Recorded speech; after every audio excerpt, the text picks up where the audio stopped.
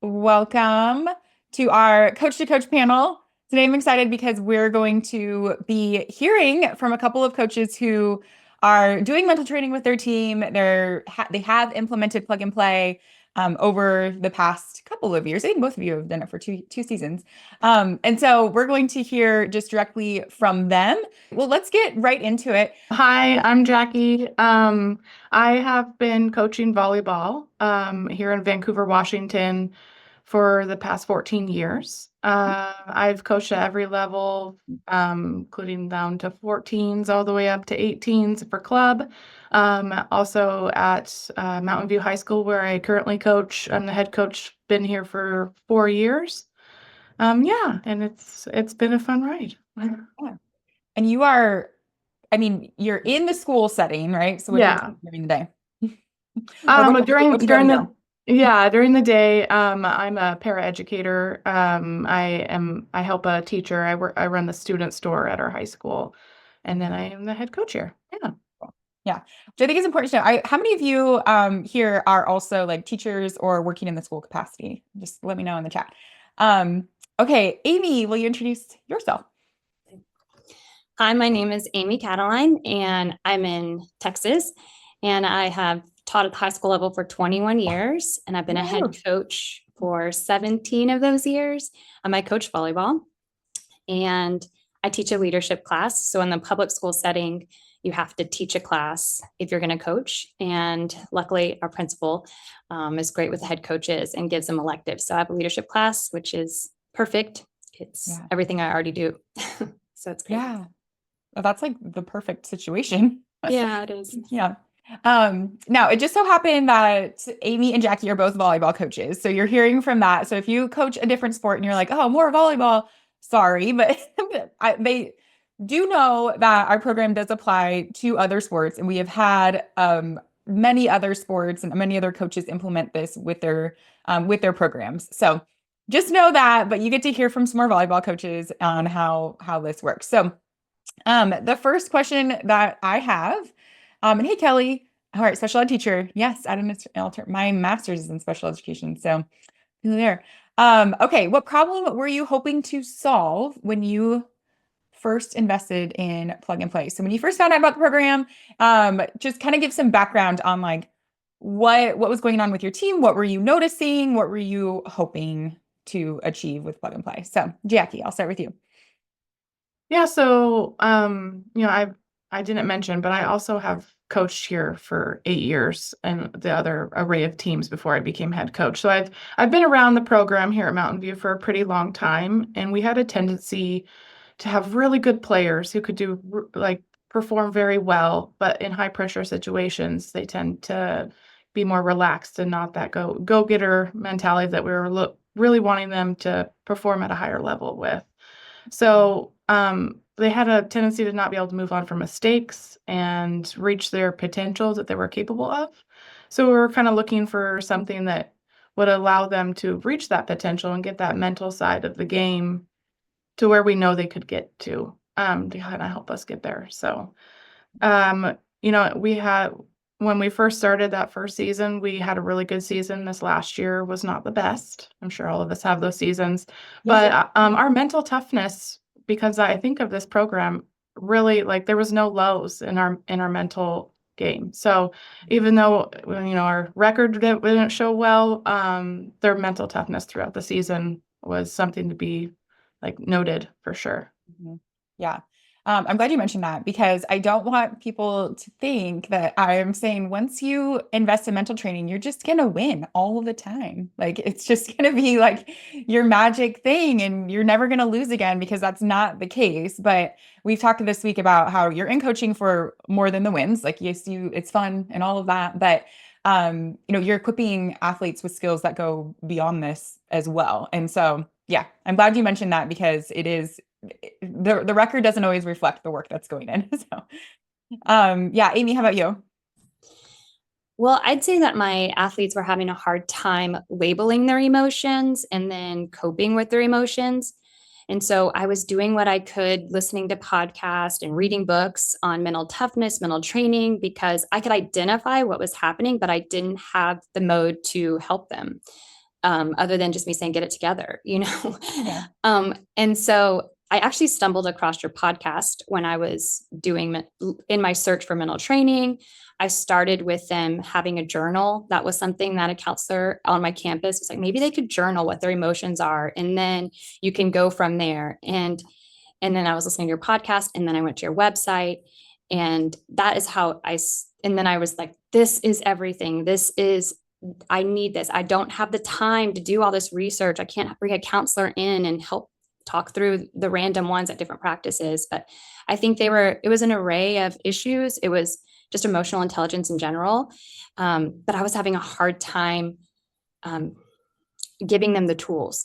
And so I think what the program did was gave them the tools. So a lot of them were dealing with perfectionism. As we were going through your video, a lot of them really identified with, I'm at a very high achieving high school, and they're used to achieving. And so a mistake on the court just was personified in just a meltdown. So I think I needed the tools to help them cope with their emotions. Yeah. Yeah. Very well said, both of you. I think that there are a lot of coaches in here who can absolutely relate. So, and welcome those coaches that are coming in. I see you. We are hearing from Jackie and Amy. They are sharing their experience of implementing plug and play with their teams. So if you have questions for either of them as they go through, definitely pop those in the chat, because we'll have time to answer those as well. So we already kind of answered this next question that I threw your way about mental struggles. I think both of you hit on kind of what you were experiencing with your team, but let's just talk like logistics. Like, how did this work for you? Did you start doing it in season? Did you start doing it in the off season? Like, how did you start fitting this into your schedule? And then we'll talk about like, okay, and then what happened after that? So Jackie, you can take that one. Yeah. So, it was very easy to like take the material that you provided and like kind of section it out through the season. We mostly do in-season work. A lot of our team have club out of season. I have a pretty low turnout rate in our gym. If they're on the lower teams, they usually tend to be in like multi-sports. So they're focused on other sports at that time with other coaches. So during season is mainly when we tackle the elite program, and I think we front load the front quite a bit and do several of the opening type learnings there, and then we plan it out through the week. We usually try to do them on Fridays, kind of as our break day slash focus on other things. So we do our mental training then, so we could really spend the time, like an hour or so or more, just really diving into the mental side of the game and watching the videos and responding and talking as a team. So Yeah, that's great. And I'm glad that you are saying this, because while we have like a guide on here's how you can do it, like you're the coach of your team, you know your team's schedule best, you know like what they need best. So Jackie's like, I'm diving in for a longer chunk of time during the week, whereas other coaches spend less time. But it is, and I know Jackie and I, like, we kind of sat down with your schedule together, like, hey, where could all this like fit in, and what would this look like throughout the season? So you have resources in the program that will help you, like, you can just take our plan, or you can be like, I want to like do more at the beginning and then just taper off as the season gets a little more crazy. So yeah, Amy, I think we were chatting offline about how you do it. So yeah, will you tell everybody else Sure. how you did it? So in the off season, I do have my girls throughout an athletic period. So I get to see them for 50 minutes every day. And so in off season, well, 2 years ago is when we started it. And our whole focus of off season was tackling the mental game and equipping them so they would know how to function. Because 2022, I just saw the moments happening, the implosion, and we had the skill. So that was my objective. And so I carved out every Wednesday, because I knew they would be present and they wouldn't be missing Monday, Friday for club. And that we took off on Wednesday. We didn't dress out. We met in my classroom, and I just charted out with a calendar. And every day we did one of your lessons. I printed the workbook for them, so they each had their workbook that they had. And then when we would get on the court, so our court days were Mondays and Fridays. On Fridays, we started implementing the 3-2-1 Brave, so they could see what that was, how that worked out for them. And so that's how we did it during that 2023 spring. And that way during season, we could always just refer back to the lessons and the tools that they were given in off season. Yeah, that's great. I know some coaches are listening are like, I wish I had that with my athletes. Yeah. Jackie and I are, we're from the same area and we're like, wait, we're not allowed to do that. So, but that's great. Like if you have access to your athletes in that way and you can, do a lot of this in the off season, like absolutely. We did, I'll tell you, I mean, because my team does it too. So, 3 different ways to kind of do it. I front load, kind of like Jackie said, I do this mostly in season. I'm playing around with doing it in the off season right now, in a little bit of a different way. I'm having the girls like respond in a group chat, and then I see them every other week at an open gym. And an open gym is like a totally optional thing on a Friday. So like the turnout, while we do have like 20-ish girls, it's not everybody. So I have my captains sending out like, hey, this week we're doing like, this training, and then we check in together. And so it's good, but it's not, I know that not everybody's doing it. So I typically like hit it hard in season because I know I have their attention. And we do like at our kickoff breakfast, I usually do like the vision board party. And then, within the first week, we're also doing the 3-2-1 brave. They learn their snapback routine. So like those key skills, I make sure that I hit within the first 3 weeks of season. And then our maintenance is more like 3-2-1 brave, visualization before a game. And then I will carve out time like Jackie does once a week to hit some of those other like perfectionism, comparison, things like that. So, okay, just different ways to see how we do it. Okay, how about this one? How did your athletes respond to mental training? Or like, how'd you introduce it? We have some resources for you in the program to help you with that. And also you could just literally press play and be like, hey, everybody listen to this person because she's talking about mental training. But how did they respond? Just curious about that. Jackie, we'll start with you. Well, 2 years ago when we first started it, I think it was trying to get them invested in it. It was like, there's this new thing. We have to sit in the classroom. This isn't in the gym anymore. Like, what's happening? I have to do more schoolwork, that kind of thing, how teenagers are at the get-go. But after they kind of started in like watching the videos, they got more invested and they were like, oh yeah, I do struggle with that, or oh yeah, that is that, like everybody is struggling with that, not just me. So now that we were on year 2 this last year, it was like, instead of the returners, instead of it being like, oh, I have to do more schoolwork, it was like, okay, here we go, this is where we're going to focus on it. So it was the second year after they already were invested in it, most of them, it was quite easy to introduce it back into the program. And then, the newcomers and the people who hadn't seen it before were like, oh, everyone's so serious and ready to learn and be, be this better version of themselves. They were very invested in it as well. So, Yeah, I love that. Okay, Amy, how about you?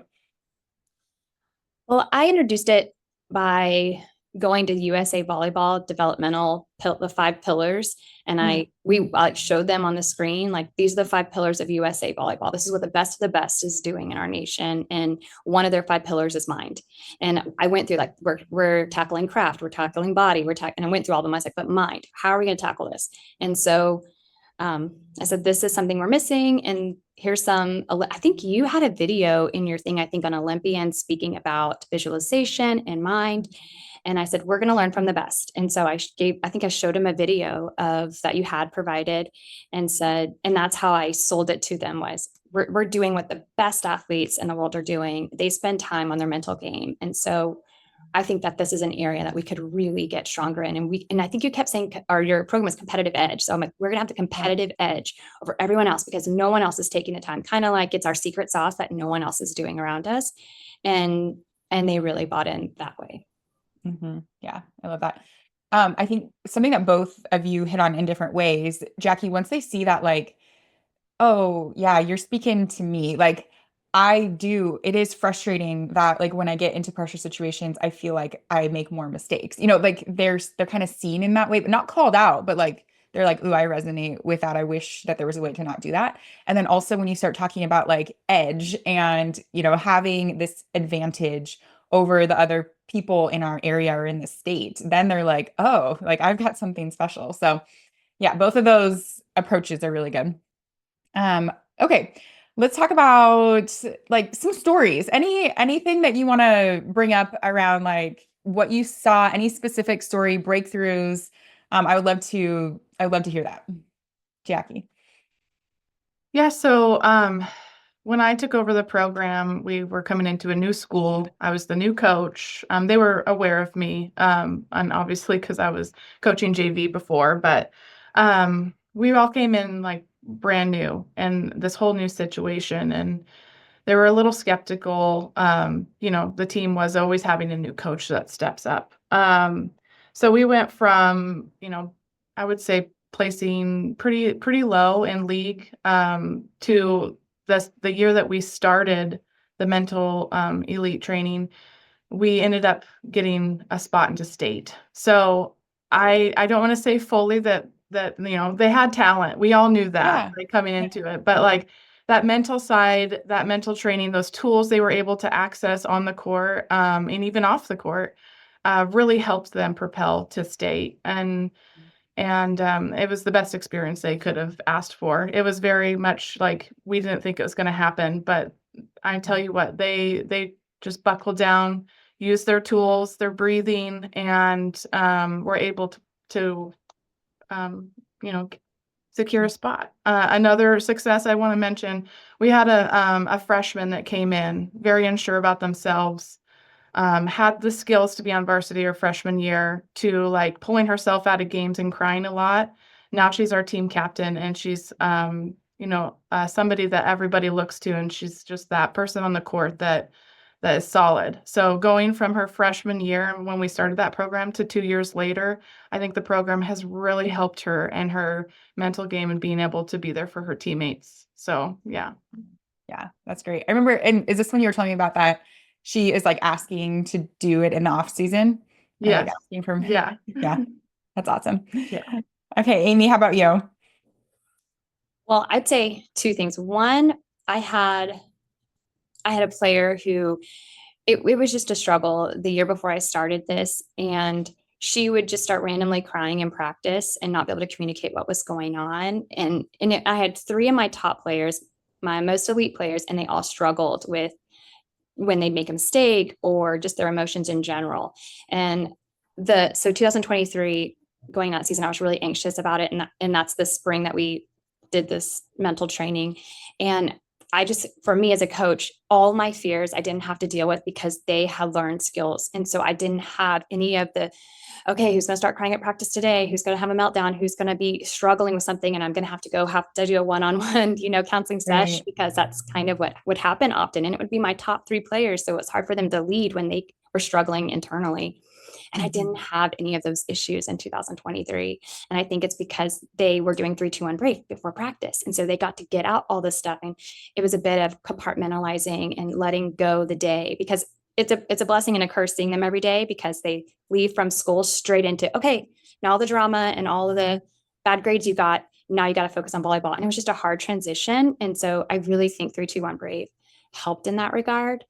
And I guess my second success story would be 2023. So the season after we did the mental training, we did get third in district, but I did feel like we had the competitive edge in playoffs, and we ended up making it to a regional final, which means we were the top 8 of 249 teams in Texas. And I Wow.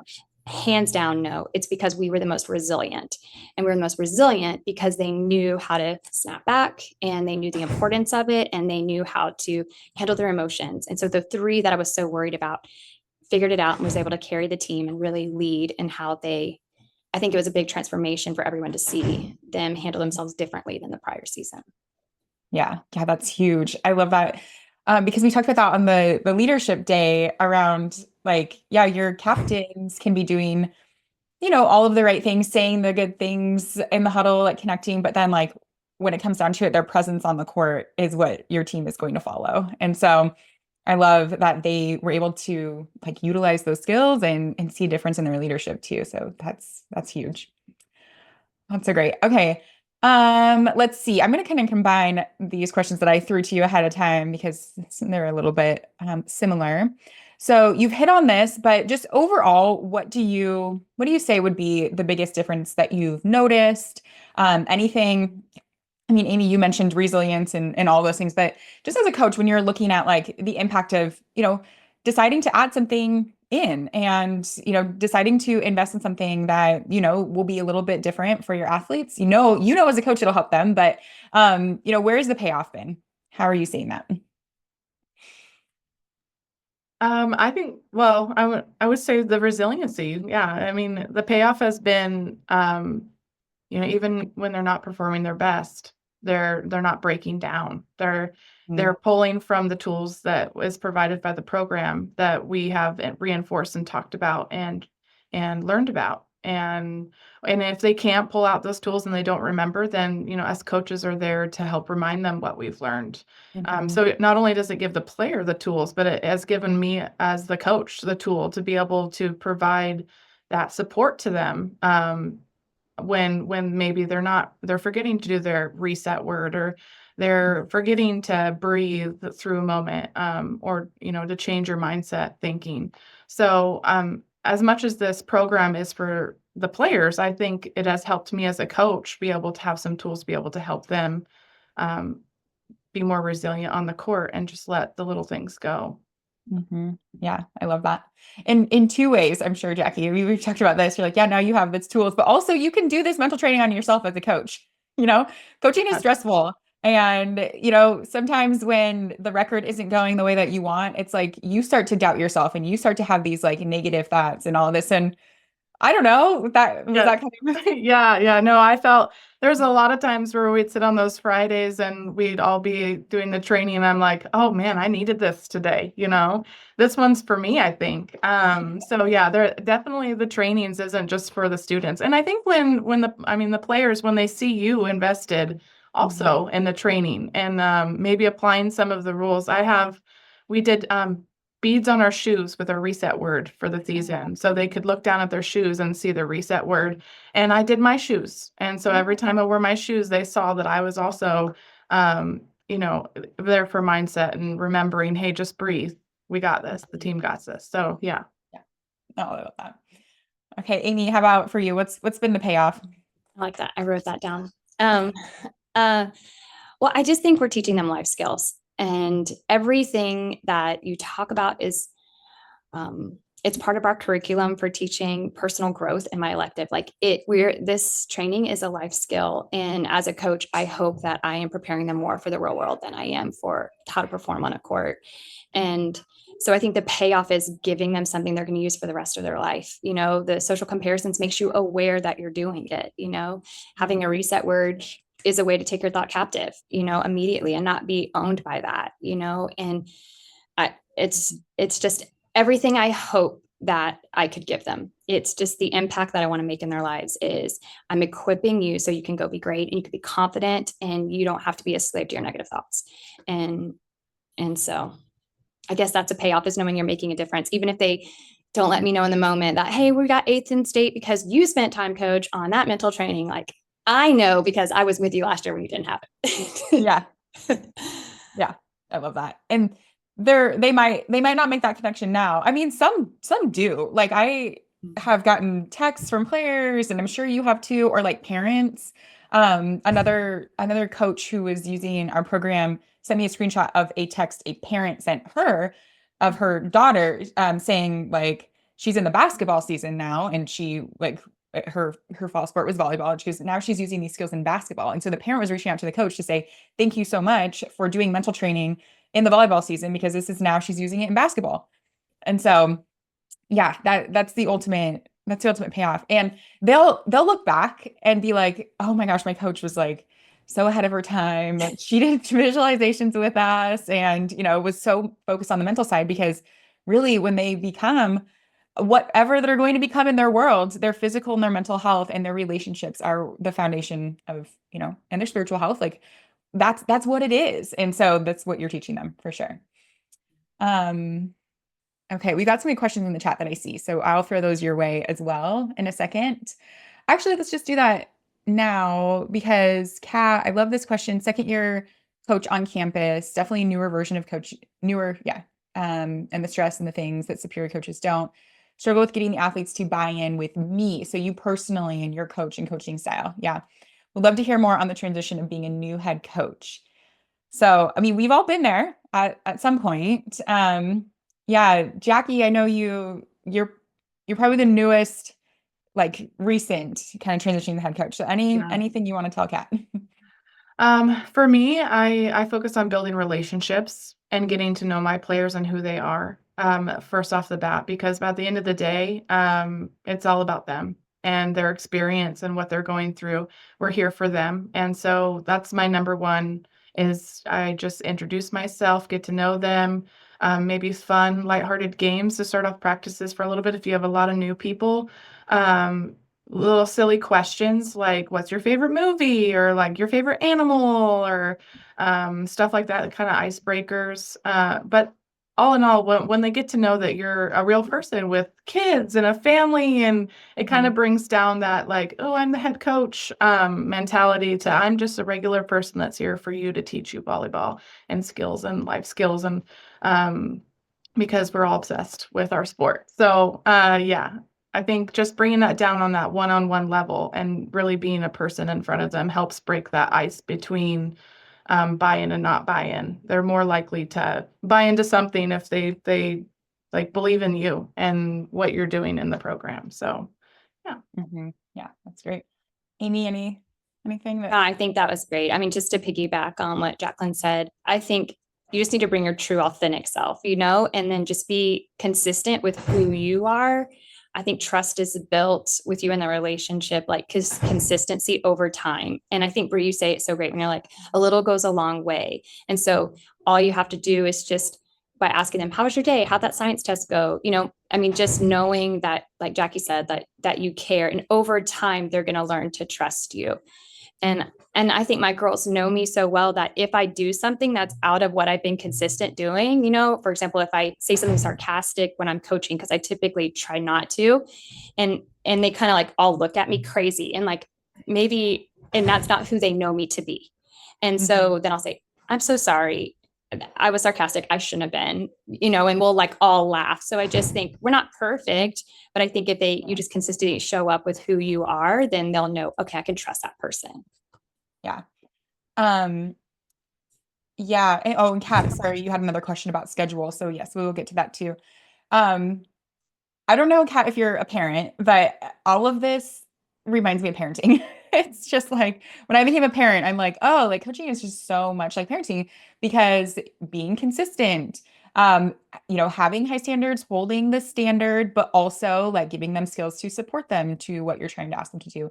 Repair. I can't like that makes, I mean, if there's an opportunity for you to ever like Amy, like you said, like apologize to your team or own a mistake, like that goes a long way as a coach for them to see like, oh wow, she's not, she's just not like trying to be perfect all the time and she does make mistakes. And not only that, but she actually will recognize it and come back and repair and say sorry or own things. Like, I don't know, that's just a good one. But yeah, you're gonna get there, Kat. I look back and I'm like, sometimes it's tough. Sometimes you take over a program and you got these seniors who are skeptical and sometimes they don't 100% buy in, and you've just got to like know that you're in it for the long haul and you're only going to get better and better.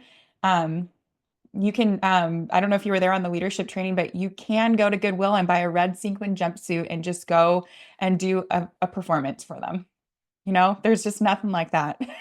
If you really want to get desperate, just totally embarrass yourself. There you go.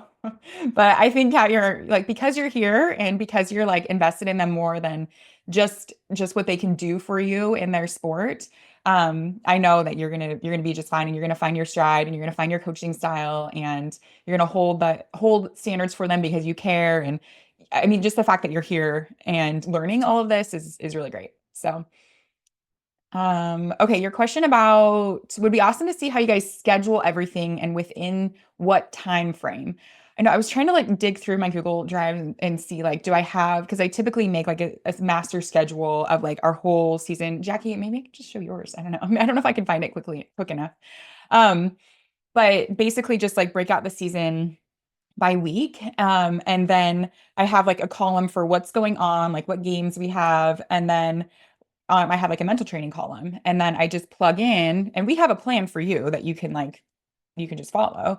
But I just plug in like, okay, at our welcome breakfast, we're going to spend 45 minutes doing like the welcome section of EMG. Okay. Or at our we do like a little also welcome lunch thing. We do a lot of welcome things. We're going to do the vision board here.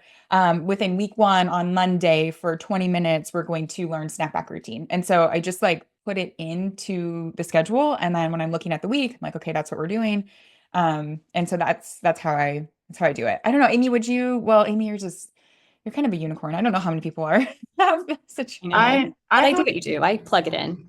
Okay. yeah, I have mine. I think I might be able to share it if you wanted to. If not, it's fine. Okay. I don't know if you can share your screen. Oh, here we go. Yeah, allow. Oh yeah. I don't know if I've ever done this. This is real time, Kat. You get to see how it is. Okay. Can Oh everyone yeah. see it? Yep. I can see Okay. it at least. So here we have it where I have tryouts, cuts, parent meetings, program breakfast, and here's our first mindset training. And then we go into officially week 1, and where we have optional practices and pictures. But here I front loaded a little bit more of the program so we could do our vision board. What we did is actually we did a collage vision board on the front of their journals. That was so brilliant. Yeah, and it worked out so good. They loved being able to see all their stuff and that they were wanting to accomplish for that year through when they're just doing their journals every day. So, and then yeah, we just go out through weeks. So if we had a bye, and then eventually they just end up being on Fridays. Friday. We had a bye and with another one on Friday. Just to throw in some individual meetings and no school, but we had practice, so there's another one we throw in on a Friday. Yeah. So toward the end of the season, we're going through and wrapping up. I would still kind of want to move some up. I think I'd still like to front load a little bit more at the beginning of the season for sure. So I think this next year I'll probably change some of that. Yeah. Yeah. That's a great visual. That's how it's done. And you can adjust. I think I mentioned this yesterday, but phases 1, 2, and 3, I would say are the most important. So getting through those like really is where I would front load because that's where they learn their snapback, they learn their 3, 2, 1 brave, and they learn like a pre-performance routine within the first 3 phases. And those are like really real tangible things. The rest of them are obviously really, really good and useful, but they're a little bit easier to kind of like mix and match, go around. And then the other thing is in phase 2, they learn their 3, 2, 1 brave that Amy's talked about a lot. So that's like the 5 to 7 minute routine that they do before practice. Like you can lead it. I usually lead it as a coach, but they can also just do it as a part of pre-practice if you want. That is, I mean, that's mental training and they're still like focusing and it goes a long way. So yeah. Okay. This is a good question. How do you choose your captains? I had the team vote on one. I picked one. The voted one is the loudest and the wildest, and she's so fun, but not a great choice. It always seems to happen. Okay, well, Amy, can you tell how you choose your captains? And I'll hear from Jackie too. Well, there are so many coaches that do a lot of great things, and I don't. I feel like I have my girls vote, and I go over what I think makes a great captain. We talk about it out loud and have a discussion, and then I hand them out pieces of paper when they're right in front of me, and then say, "Okay, y'all separate in the gym. Write down your top 3 or 3 people you want to be captain." I get them. Of course, I weigh in. My vote will weigh in, but that's how I do it. I don't have an application. There's so many coaches on my campus who have application processes, and there's another program that picks their captains in the spring prior to the fall season. I just normally who the girls pick is who I would pick. And so that's worked for me. Yeah. Jackie, you did something cool this year, right? Yeah. So we actually voted on captains the year before, like Amy mentioned. So at the end of the season, we do a banner signing. So we all get together and we popcorn and we watch our best game of the season and we sign the back of their posters that go up in the gym for the season. And then I have them vote for the next year's captain. So seniors have a say in who's going to take over the program because I think that's very important, especially those captains that are leaving us. They know the team well and they know the team best at that point. So they would know who moving forward would be best to lead the team the next year. And we've done that for 2 seasons now. And like the same people I'd pick, they pick. So yeah, it's been working. And that's kind of nice because then now in the off season you have like people that Yeah. are designated leaders. Yeah, I just text them and they handle it. So like Mhm. get the kids to the gym or, Yeah. off season things like 8th grade night. We need someone for 8th grade night. And so they schedule and figure it all out. Yeah, I like that. I feel like I think I might do that this season. Yeah, I've done a lot of different things in like the application where they have to like interview in front of a board and like to bring the AD in, and that was a little intense. So I did a lot of intense things at the beginning. So now what I do I do it as part of our like one of our welcome events. I have like 5 criteria, and I have the girls actually just write one name. So I say the questions are like, who has the best working relationship with their teammates, who demonstrates the river volleyball program values the best. Like I can't remember off the top of my head exactly what they are. And so they write like one name for each of those things, and then the names that come up the most I just tally. And it typically has been the people that I would select, but um yeah, I I'm reconsidering it as well because I know that there might be a better way. But yeah, the choosing of the captains, although that seems like really important to the athletes themselves, it's less important for me because like we do the leadership core and like everybody has their role, and it's more of like the leadership development on the team. But I'm like, hey, this is actually more important. But like for the girls, they're like, we want this, I want the captain thing. So, okay, let's see here. I want to make sure there's no questions. Okay. A couple of last questions from me, and then anything else that comes up in the chat. So anything that surprised you about the program, anything you didn't expect that you were like, oh, that's cool, or just, anything that you really particularly liked. For me, the 3-2-1 Brave that we've talked about before, every day. I have the girls do it every day, not just on game days. Because I really think that it helps them center themselves from a long day at school to be able to show up to practice, be able to focus on why we're there.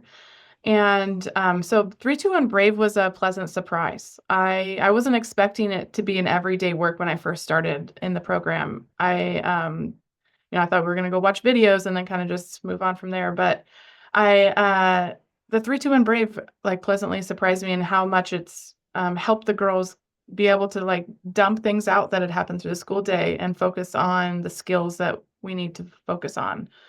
So yeah, I think that alone has been one of those they need to work through those things mentally every day, not just once a week or whatnot. So yeah. Yeah, I love that. Amy, how about for you?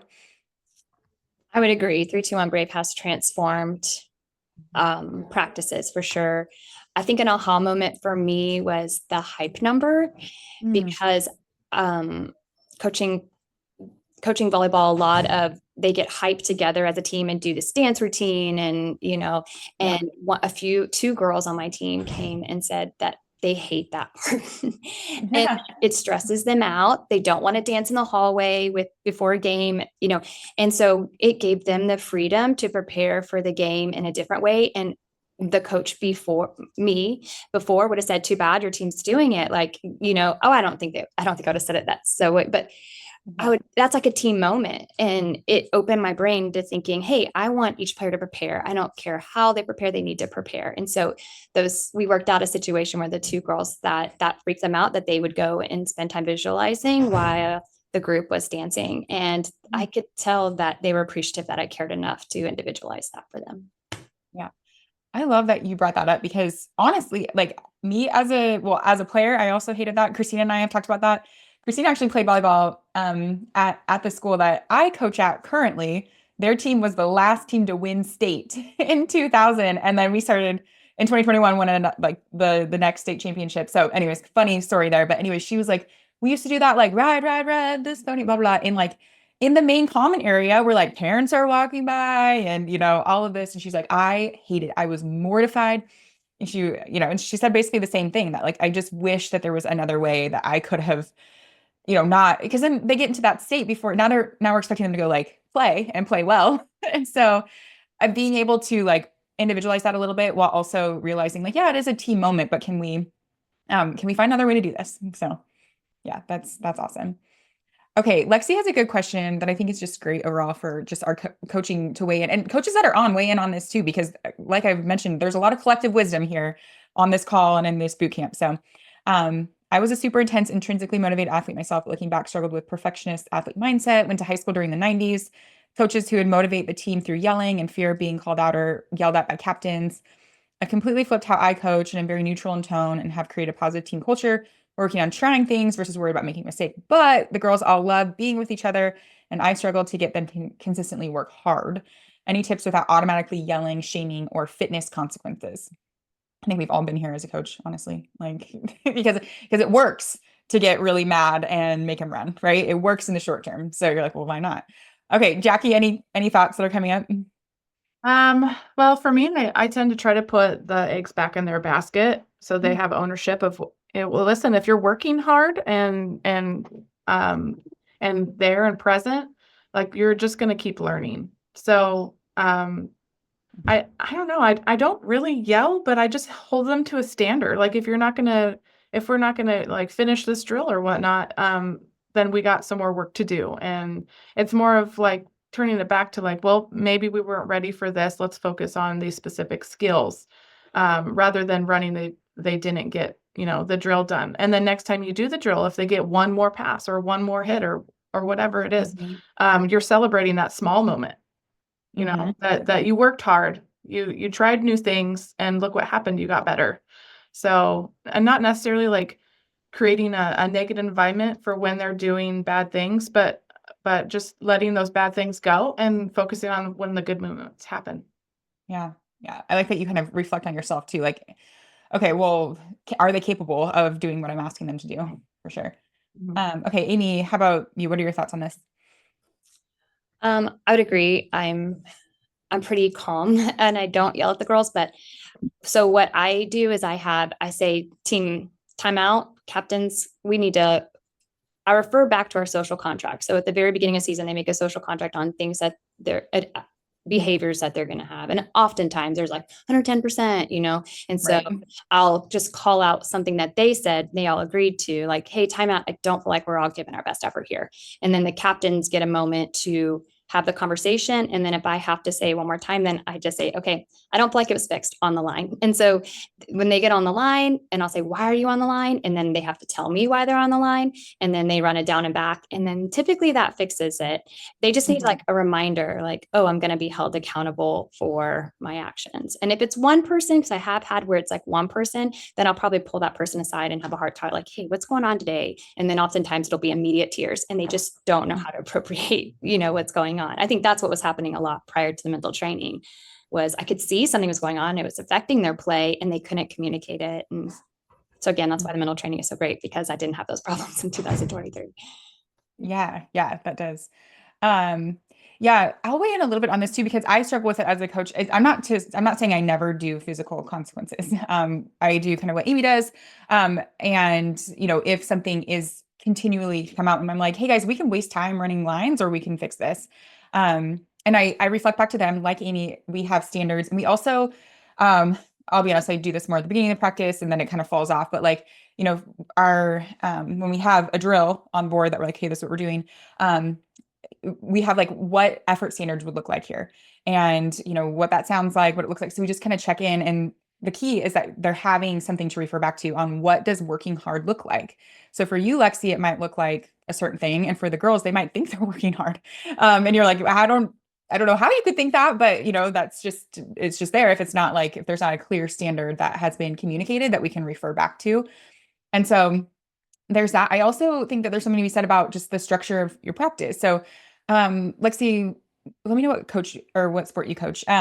And with Amy and Jackie, I don't know if you're familiar, like we use a lot of gold medal squared, coaching philosophy in our gym. So everything is on the whiteboard. Our transitions are very short between drills. Everyone is numbered. Everyone knows exactly where they go in the drill. So there's just less of this like, hey, split up and choose a side. And then they're just kind of like, blah, blah, blah, blah, blah. And then we're spending time, like with that lack of urgency for them to like get the drill going, entering balls really fast, kind of like the pace of everything, also impacts like how hard they work as well. So yeah, okay. Middle school girls basketball. I mean, same concept. Like the more that you are like organized as a coach and you're like, you're going here, you're going here. Okay. And then you're just like keeping the pace of everything going faster. I think that helps. With your leadership core, that could also be something that would be great. Like if you have somebody who is in charge of the energy, somebody who's in charge of like the hard work. I love doing like captain timeouts. I love reflecting back to them. Like, is this river volleyball, and just like, is this the standard that we have? Is this how we want to play tomorrow night? Like allowing them to kind of get self-reflective. So I feel like there's like a whole lot of things we can go into about this because it's so great. But I love that you are reflecting on this. And that it brings up another thought in my head around this whole idea of like mental training and kind of like, I don't know if you call this like the new age of coaching where we're caring about kids' mental health and having skills. And um, before we dove into like this for coaches and providing this for athletes, the only thing I could find was this like really hard, like mental training with like a lot of this like masculine energy. And you got to just have grit and suck it up and nobody cares. There's no room, and I'm like, I just don't resonate with that. And my girls don't resonate with that. They're not going to sit in front of like a guy who's yelling at them and saying like, you got to be tough. It's just not how it goes. And so I love that you're like reflecting on this and, providing skills in a different way because the girls they really do resonate with it. So yeah. Oh yeah. Once a team comes through and the values are fun and having love for sport can be a great gift too. So tough when it doesn't match the coach's value. Yeah, that's a good point. Okay. Um, all right. Let's see. My last question. And then if there's any other questions from other coaches. Let's see. Anything that you would say to coaches who might be like wondering, will this work? Wondering about the time commitment, wondering if it'd be worth it. Anything like that. Jackie. Yeah, I mean, it is worth the time, money, and energy. As a coach, like you're juggling so many different things throughout the season. I think being able to have something that's kind of set up for you, and something that can really help with the mental side without putting, I mean, if you were to think about it as a coach, if you were to sit down and make this program yourself, how much time and energy it would take. And I just don't have time for that. We have to do everything else. So, I love the fact that it's something that it's the tool that we could use and that it's just there. And I don't have to put like that much time into making it. I just have to put the energy into showing it to them and being there for the girls. So, and the relationship, I feel like the program actually helps your relationship with the girls as well, because you start talking about these situations that were brought up in it that you're learning all together. And so you're even getting to know each other through the training. And so it's almost like team bonding as well at the same time. So it's just a lot of different things that it encompasses in the season that I don't necessarily have to put that time energy into myself. So less girls being snappy at each other, less crying, less doubtfulness for their abilities. And then on top of that, all the tools that you gain through the season that they have learned and being able to apply it. So I 100% recommend the program. Yeah, for sure. Oh, thank you, Jackie. That was really well said. Yeah. Okay, Amy, how about you? Well, I've spent a lot of money on a lot of fun tools in the gym, and I use them for maybe the first week or two that I get them, and then they go and fill up space in our gym closet. And this is the one thing I feel like I've invested in that is life-giving to the athletes, and it is something that we can build on to help us be successful. I just can't think of another tool that I've purchased in all my career that has been as beneficial for athletes. I think it's made me a better coach. I'm sure every coach on here, this is everything that you said, it's got to just be resonating with them because you're on here because you are a transformational coach. You know what I mean? And so it is going to be so affirming for you to watch. And it's going to be, yes, you gave me the tools I needed to equip the kiddos. And I just haven't purchased anything that I feel like is more beneficial. It just gives you the tools you need and it's so easy. Yeah. Oh, thank you both. Yeah, what you're saying is spot on. Okay, a couple other questions. And then if you needed to hop off, Amy, Jackie, I know you guys, you're in school and all of that. So if you need to hop off, you totally can. Thank you so much for your time and for sharing so generously. I know that it's invaluable just to hear other people's perspective. So thank you. Yeah, neurodivergent athletes as captains, like players with ADHD. I feel like a lot of players have ADHD. I don't know. I'm not sure what's going on, but like I just am hearing it so often. So yes, and I think what I have found, if it is ADHD, like they just need to have like very much of a structure and very much of what the expectations are. If you're actually neurodivergent, like in a different capacity, maybe you can clarify a little bit, but specifically ADHD, just need like here's what you're going to focus on as a captain. And that's where like the leadership core comes in really handy too, because it's like you're going to focus on this one thing and this is what it looks like. So yeah. I would like, can I speak on ADHD real fast? Yeah. I don't know. For me, the kids with ADHD might need more reminders, might need a little Yeah. more focus, but they have superpowers. Mhm. They tend to see the trends. They Yeah. can pick out the trends and what's happening on the other team, and what's the trends that are happening on your team. I tend to talk with them a lot more about strategy because they see things that a lot of people that don't. So, um, yeah, I think besides just maybe focusing a little bit more, having to like repeat yourself more, Yeah. give them courage to, that it's fine. They don't need to focus on that one thing they did bad. I think they tend to do that a lot. But yeah, I think if you're willing, it might be, this repetitive talk a lot of the times, but you really utilize their abilities. Yeah. Yeah. So anyway. I'm glad you said that, Jackie, because it's so true. Like they, yeah, can pick up on a lot of things also just within the team culture. So yeah. Okay. And then question from Lindsay. Halfway through my junior high season at Coach Varsity 2, is it too late to start implementing these tools? We as a high school coaches want to get the ball rolling upcoming seasons and have the consistency starting in 7th grade. That's really cool. You have all your athletes that long and progressing to 12th grade. We never had a cohesive coaching staff until this season. So we're hopeful. Love that. I wouldn't say it's too late. We've actually had a lot of coaches jump in like right before they go to postseason and join the program because they're like, we just want a couple of like tools to help us give us an edge. It's obviously better when you have more of a foundation, but um, you won't be able to get through the whole program. But you can start implementing some of the foundational things. Even just phase 1 snapback routine, like even just having that is a really good thing. Okay. All right. Well, thank you again, Jackie and Amy, for being on. Coaches that are on, you can also shoot me an email if you have any other questions. Your discount for plug and play is good until Monday. If you need to chat with AD boosters, all that. We've also included a brochure that you can give to them if you're securing funding. I know that being like, yeah, it's sometimes a complicated process. So yes. But all right, everyone, have a great weekend. Bye.